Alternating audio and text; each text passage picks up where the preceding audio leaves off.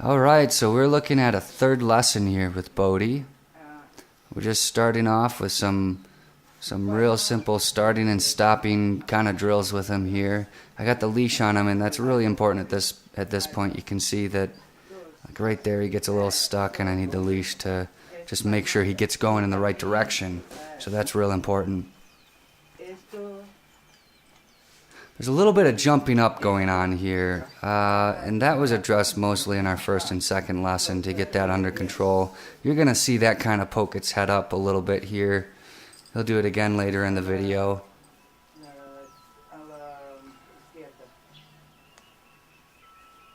Little step behind right there. Step behind him. Keeping him focused. And then also making sure that he can do all this stuff under the pressure of the collar as well.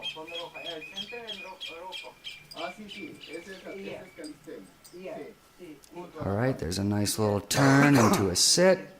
It's looking good. Oh, just stepping in there to make sure he stays focused on me and he's not turning around to look and see what's going on at the house.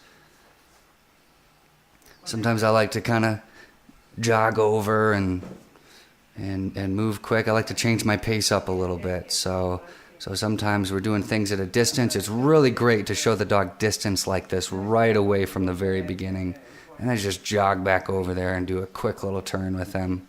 It's just good to mix it up. Sometimes you do things fast. Sometimes you know things are slower, or you leave the dog for a longer period, that kind of thing. In general, it's just good that right away when we start, as soon as we have a nice solid sit out of him, yep, just nice and straight, that we give him some distance. All right? So that's really good for the dog to see that distance right away.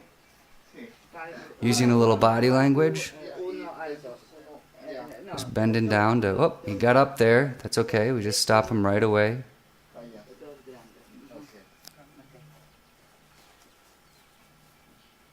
Right here, we're moving and stopping and just keeping him on the same page with us.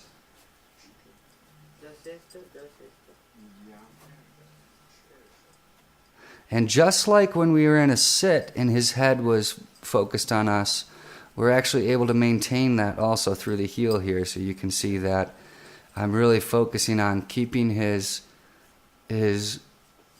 gaze up at me and keeping his focus on what we're doing. And just keeping him on the same page with you just cleans up so much right off the bat with your healing or whatever else you're going to do with the dog.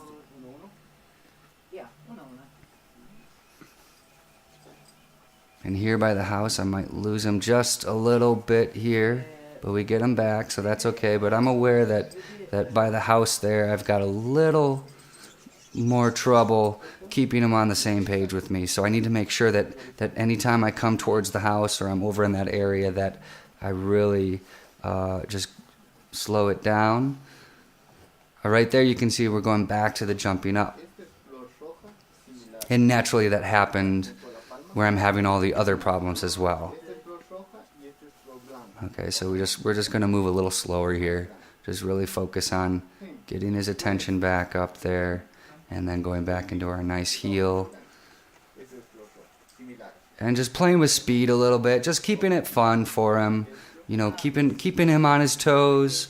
Always trying to be creative and think of new pictures that we can show the dog, new things we can do, whether it's adding speed or just giving the dog a different angle. Or here, that's the closest I've had him to the house there. So I just made sure to completely turn him away from the house and walk him 180 degrees away from the distraction. Right there, I'm just dropping my back foot, dropping my right foot back. That's just to create a little kind of miniature barrier. Since I have him off leash now, I lose my ability to use the leash to fix some of those things, but I can actually use my foot to just create a small barrier to kind of help him understand how he needs to turn.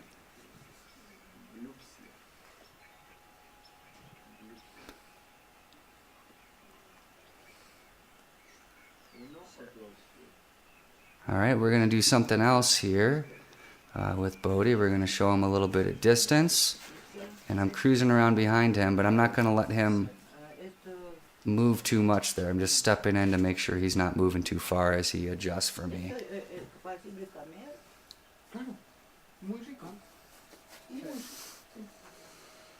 Yep, pretty nice little stop.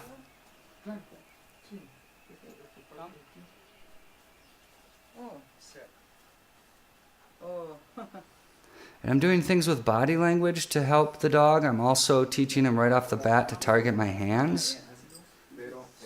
So if you want the dog to come to you, the dog can come to your hands. Some other trainers might teach that as a touch command. I've just always taught that as just a come command. So come is if I indicate with my hand, you need to come to my hand. Or you could do the same thing with if you wanted to use like a target stick. Just turning the dog around. Hello. Good morning. Stay focused. You could do the same thing with a targeting stick, or you could get pretty clever and do it with like a laser pointer or something like that too. We're gonna do a little turn here. Hope it gets a little kind of jumbled. But what you're really seeing there is you're just seeing the dog turn around and start to. He's got some thought in his head or some big idea, and he's giving some attention to it. So that's the only reason he's facing the wrong way, because you can see in this video all we've done is had him face me. In a different lesson we might do something like have the dog face a target or start marking a toy or something like that. He's doing good, huh? Really good job with Bodi for a third lesson, and we're gonna see more from this guy too. Distractions, people talking. This is just fantastic. This is just incredible. Thank you. This is just incredible.